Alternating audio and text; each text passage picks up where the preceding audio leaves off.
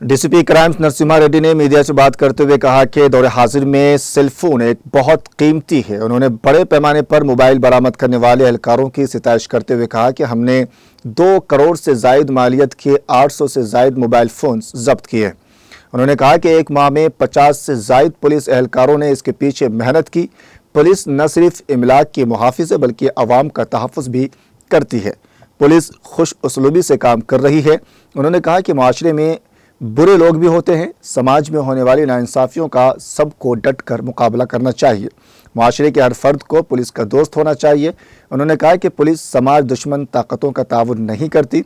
हमारे मोबाइल से जराइम हो रहे हैं। CEIR के जरिए मोबाइल चोरी करने वाले को फौरी तौर पर पकड़ा जा सकता है। सस्ते मोबाइल न खरीदें। चोरी करने वालों के बारे में फौरी तौर पर मकामी पुलिस को इत्तला दी जाए। उन्होंने कहा कि साइबर क्राइम्स में दिन ब दिन इजाफा होता जा रहा है, इसलिए किसी भी लिंक पर क्लिक न करें। हम 5G टेक्नोलॉजी में हैं, पर हुजूम इलाकों में मोबाइल चोरी हो रहे हैं। पुलिस का लिबास पहनकर फ्रॉड करने वालों से होशियार रहें।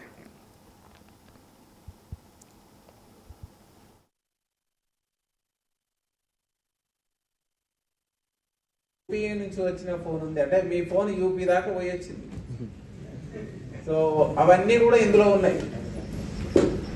సో దీని ఉద్దేశం ఏంటంటే దీని ద్వారా ప్రపంచానికి మన వస్తువులని భద్రపరచుకోవాల్సిన ఆవశ్యకత మనది.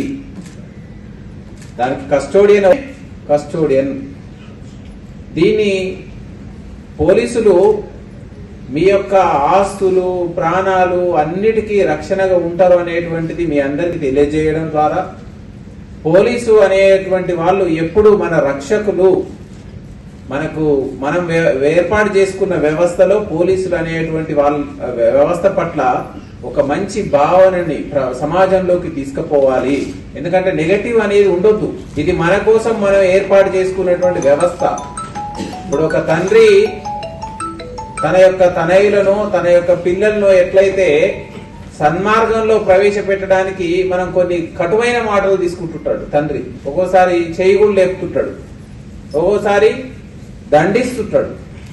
అట్లనే ఆ పొజిషన్ లో మనం పోలీస్ వ్యవస్థని సమాజంలో ఉన్నటువంటి పౌరుల సత్ప్రవర్తన కోసము సమాజంలో శాంతి నెలకొల్పాలనేటువంటి ఉద్దేశంతో మనం ఏర్పాటు చేసుకున్నాం. సమాజంలో చీడ పురుగులు ఉంటారు 2-3%. వాళ్ళని కూడా పట్టించాల్సిన బాధ్యత సమాజంలో తోటి పౌరుడుగా మేమంతా యూనిఫామ్ వేసుకొని ఉన్నాం.